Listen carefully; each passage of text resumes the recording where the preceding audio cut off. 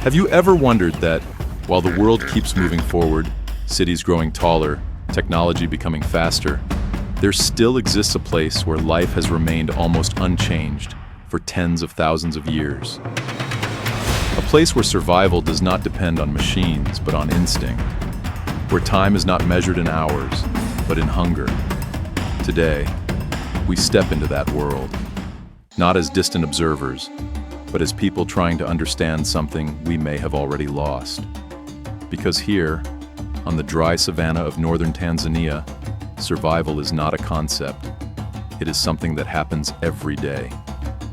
They are the Hadzabi, one of the last remaining hunter-gatherer communities on Earth. With just over 1,000 people, they live without agriculture, without storing food, and without reliance on modern systems. There is no hierarchy, no leader. Every decision is shared, and each day begins with an unavoidable question: what will we eat today?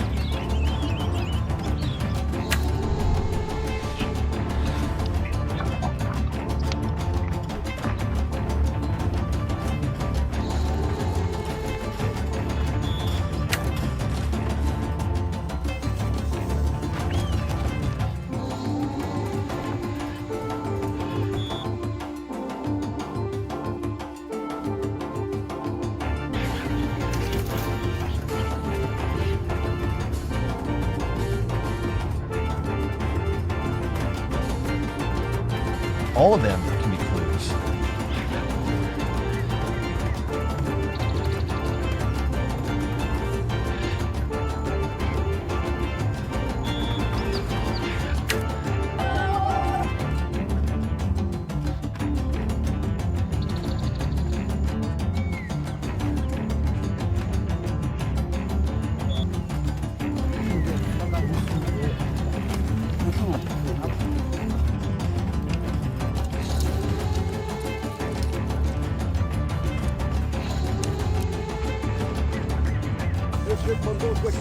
Ciao!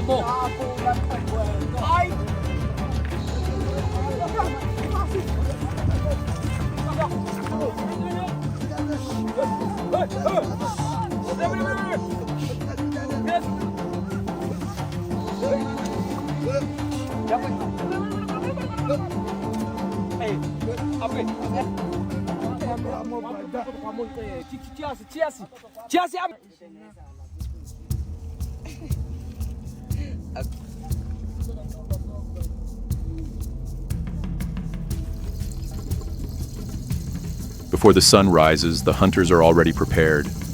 No guns, no modern tools, only wooden bows, arrows tipped with plant-based poison, and knowledge passed down through generations. For the Hadzabe, a new day does not begin with a plan, but with movement, as they step into the savanna and follow the smallest signs that most people would never notice. A faint footprint in the soil, a shifted branch, or a subtle sound in the grass. To them, the ground is like an open book. They do not chase their prey, but follow it slowly and patiently, because in this world, patience matters more than strength, and experience matters more than luck. A successful hunt is not something to celebrate. It is a responsibility to bring food back to the community.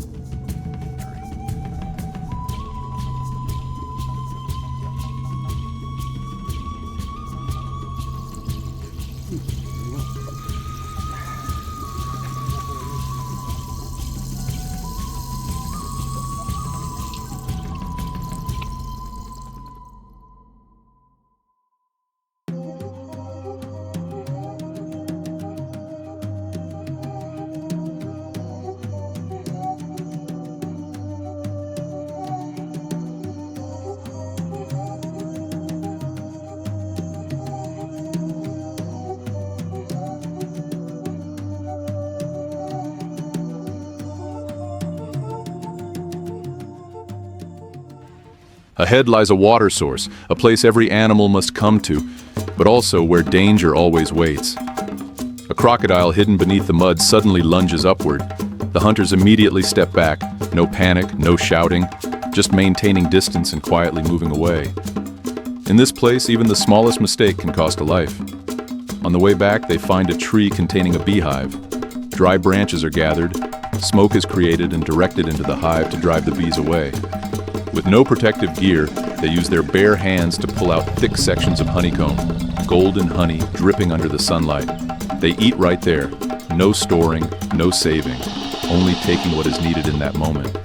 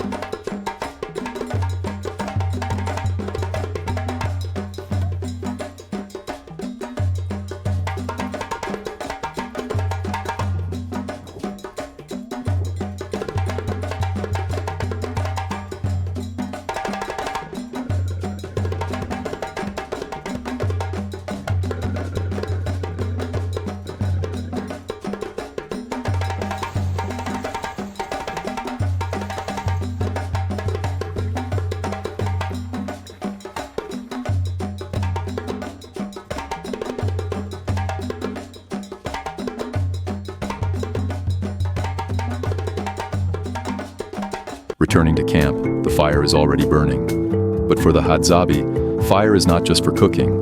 It is where people gather. Meat is placed over the flames. Honey is shared evenly.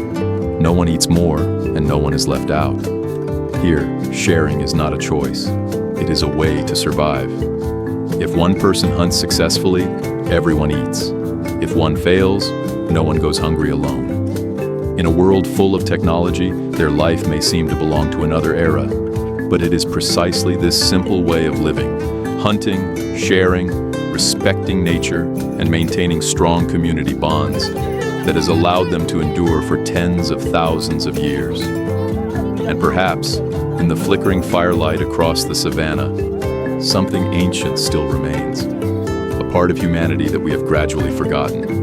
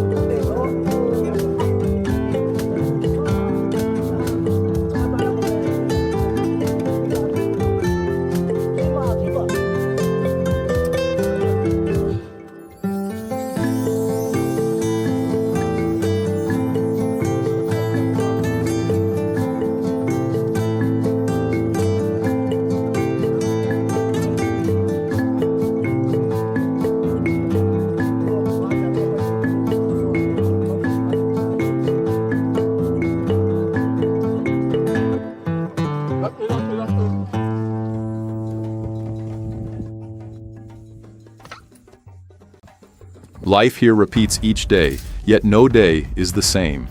Nothing is guaranteed, there are no long-term plans, and each morning begins with the same question: what will we eat today? For the Hadzabi, this is not a passing thought, but a real challenge. The men leave camp in silence, carrying bows and poison-tipped arrows, with no unnecessary signals, only focus and experience. They read the wind, observe the ground, listen to the smallest movements, following traces most people would never notice.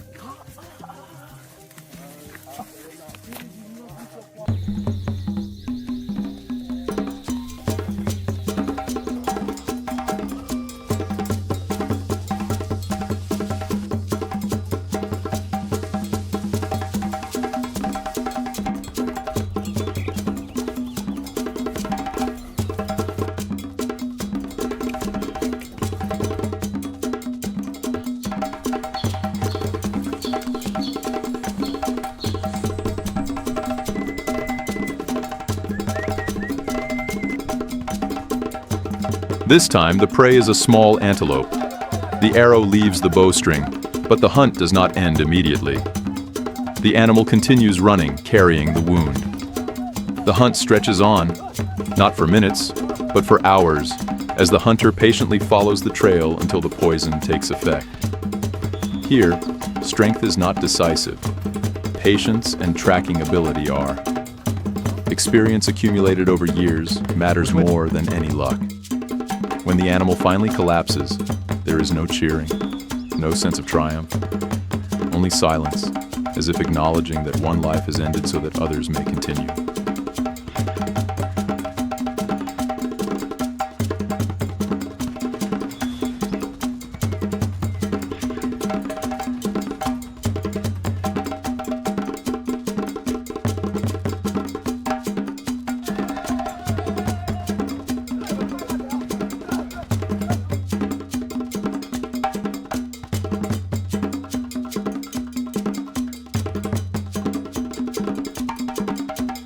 Others may continue.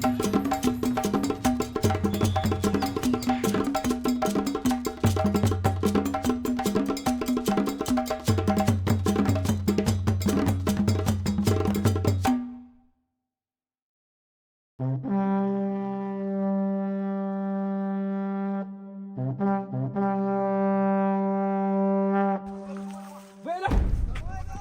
Ha? Ele, ele, ele, ele, ele, ele! Ele, ele, ele, ele! تعب. يس. هاي. تكلا. ولا سير تكلا بينا. ها؟ بلو.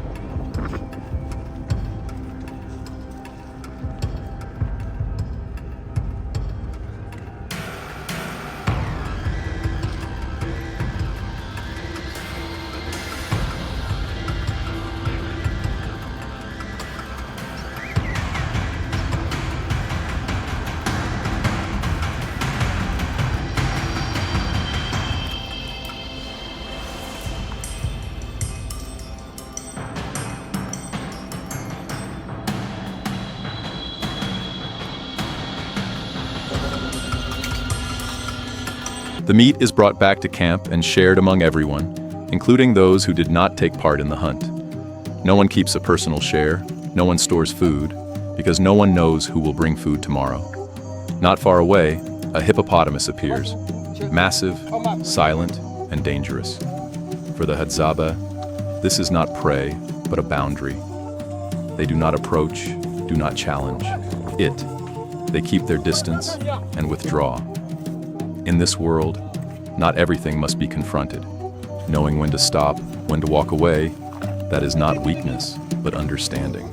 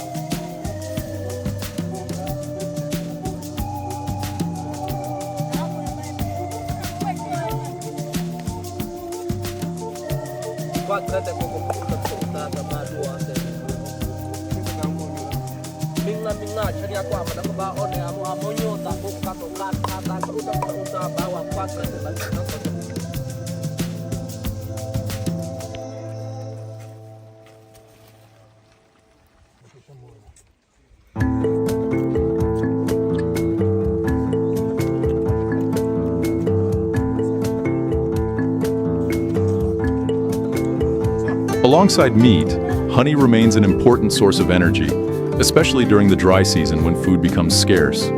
Harvesting honey requires climbing tall trees, facing bees, and the risk of falling. They approach wild hives not with recklessness, but with deep understanding of their environment. They know how to take just enough, without destruction, without excess. While the modern world depends on systems and infrastructure, the Hadzabe rely on collective memory, knowledge passed through generations. And when you look at how they live, the question is no longer why they live so simply, but why we, with everything, often still feel lacking.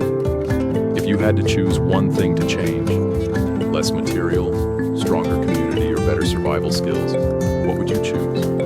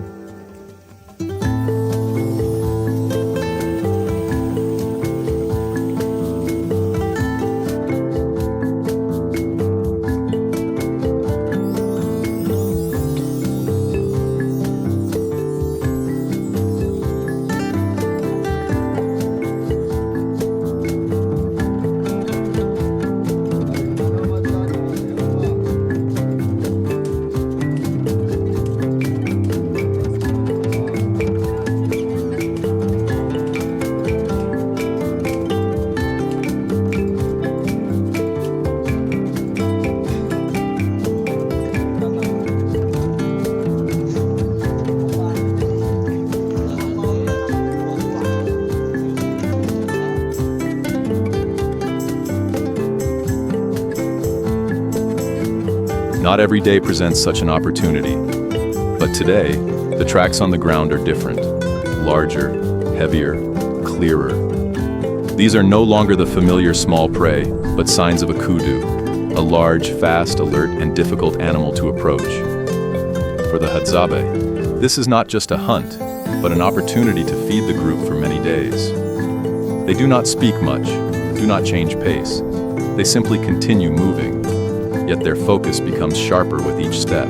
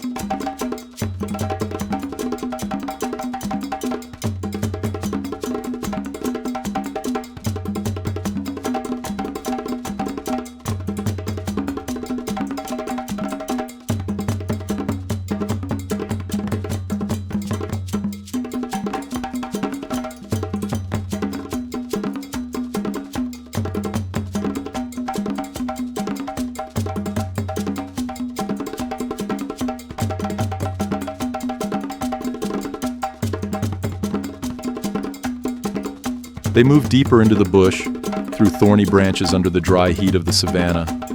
Sweat dries on their skin, scratches appear on their legs, yet no one stops. To outsiders, the ground is just dirt, but to them, it is a map. Are the hoofprints fresh or old? Which direction is the grass bent? Is the dung still warm or already dry? Every detail is read and remembered. The pursuit has no clear endpoint, only continuation, step by step, as the distance gradually closes.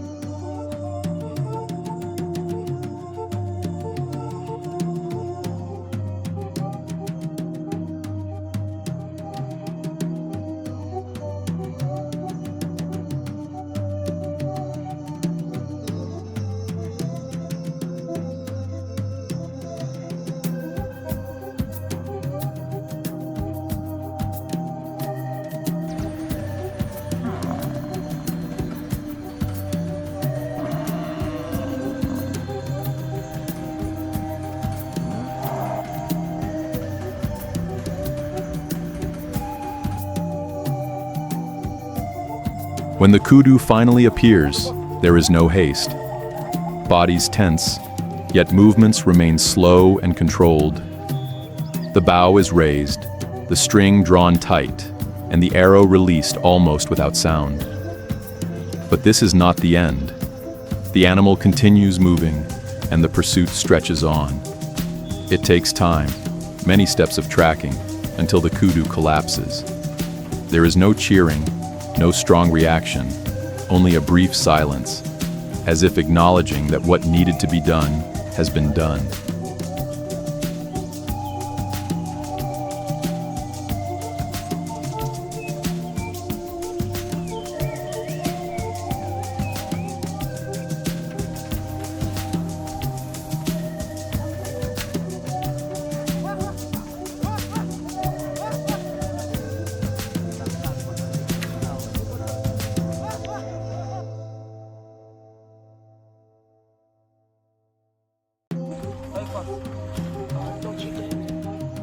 There's one place in the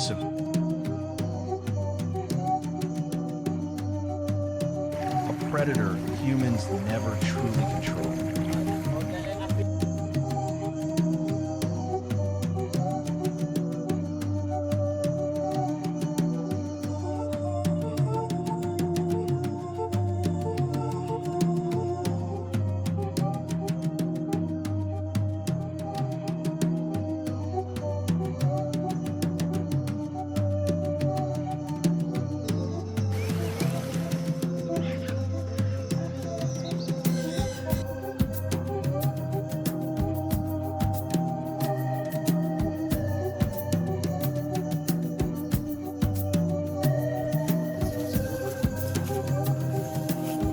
They take just enough.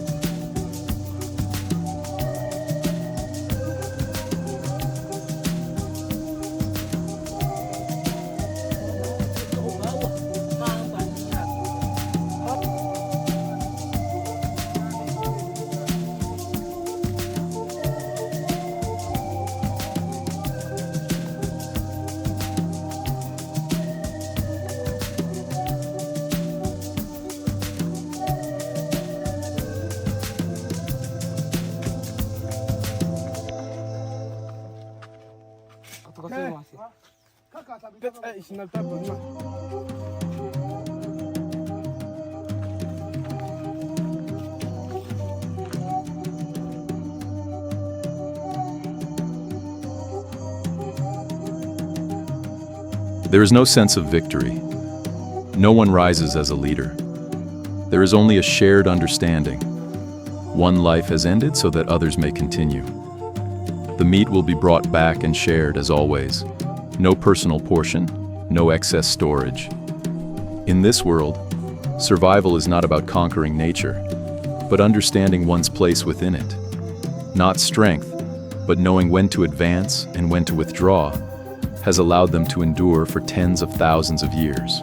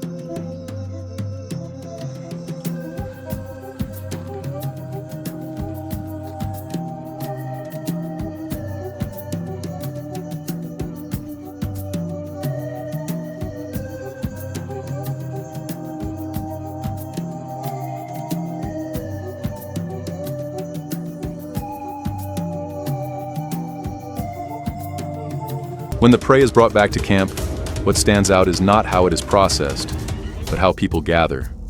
No one rushes. No one stands apart. Women tend the fire, children sit nearby, elders observe in silence. The food is placed at the center, and portions are distributed naturally, without calculation, without spoken division. No one eats first, no one keeps a share. The food belongs not to an individual, but to everyone. And in that moment, one thing becomes clear. Fire is not just for cooking, but for keeping people close.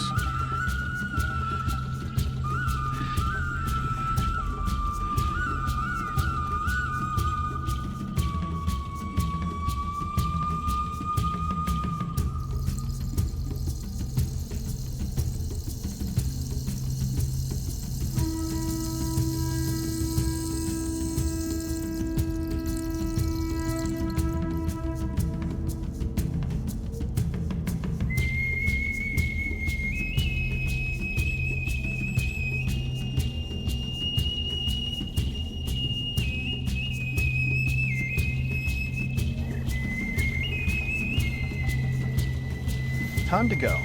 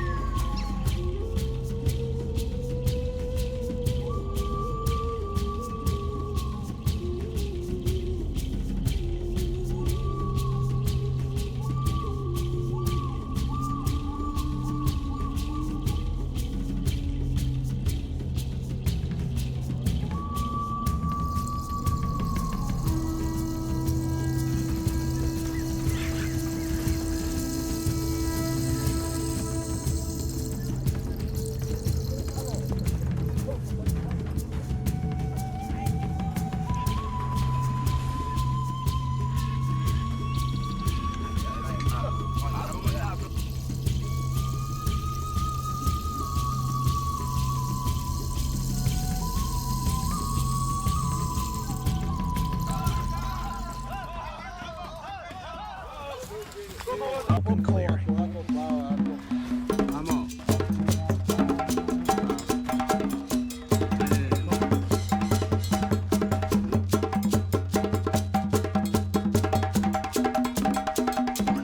The leopard.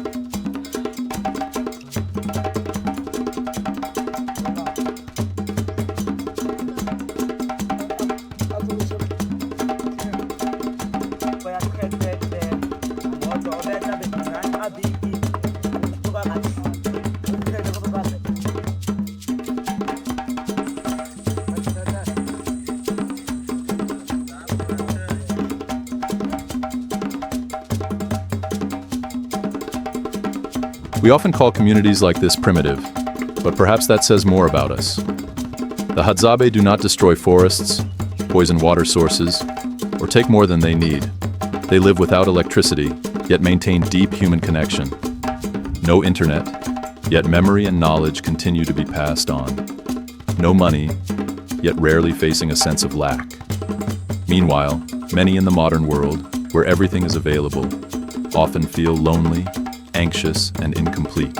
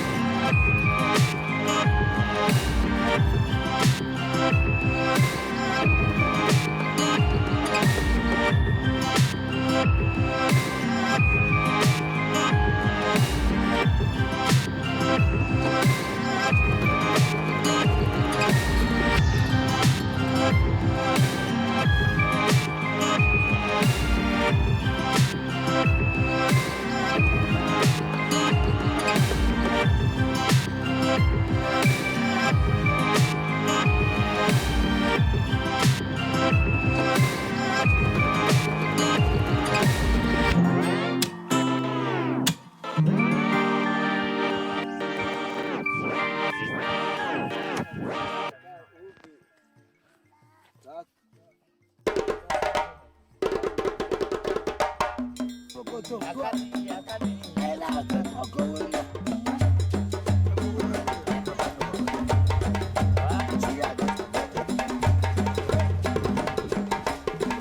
Hadzabi are not remnants of the past. They are more like a mirror, reflecting how humans once lived before learning to control nature, before losing interdependence.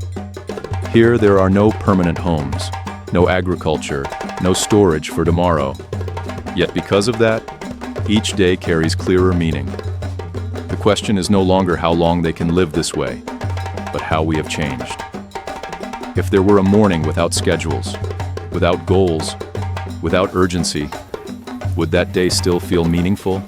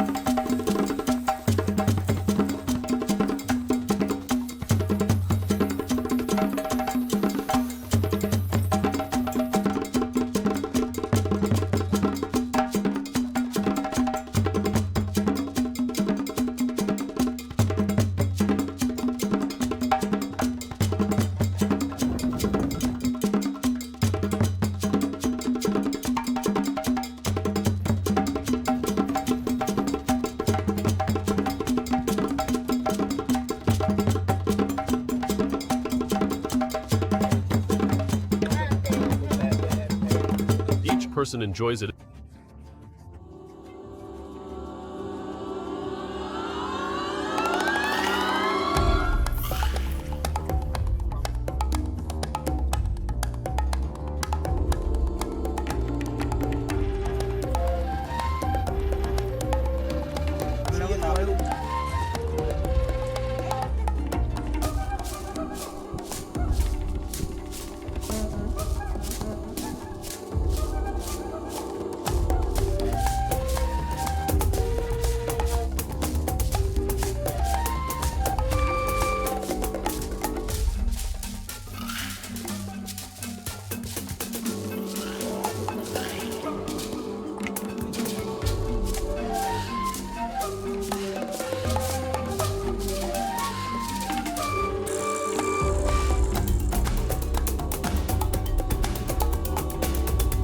As the sun sets over the savannah, Hadzabi families sit together around the fire.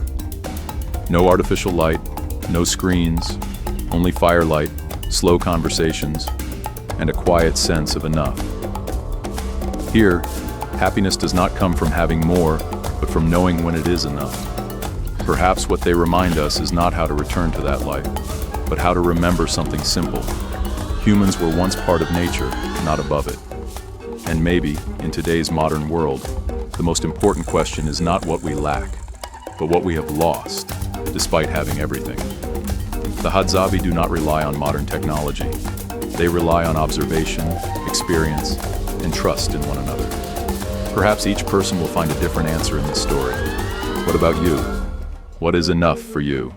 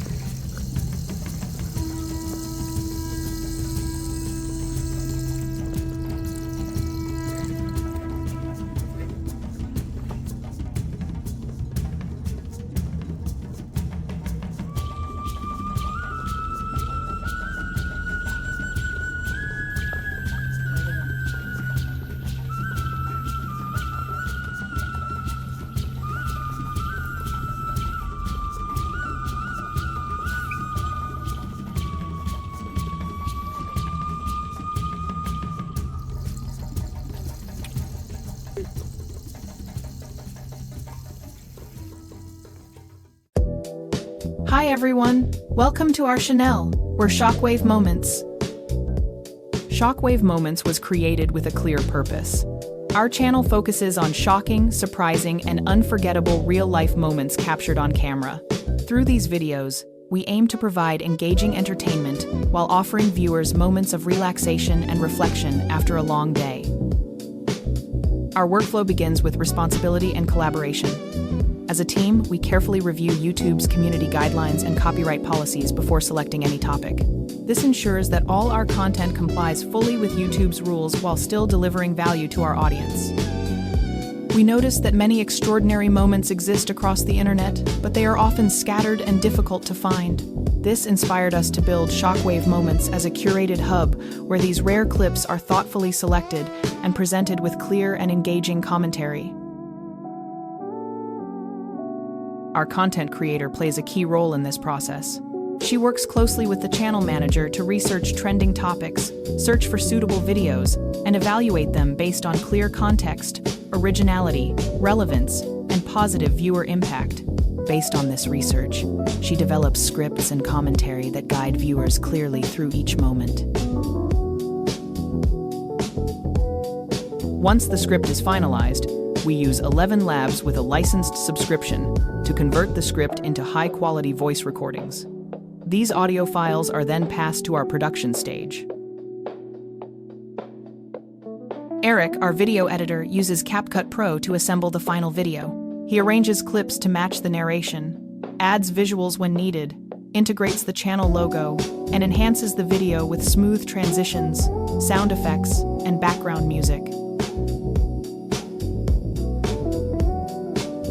After completing the video, Eric designs the thumbnail using Adobe Photoshop. He selects impactful frames, adjusts composition and colors, and adds branding elements to create clear, attractive, and consistent thumbnails. After uploading the video to Shockwave Moments, we carefully complete the title, description, keywords, tags, and thumbnail. We are fully committed to following YouTube's policies and delivering responsible original content. Thank you for your time and consideration.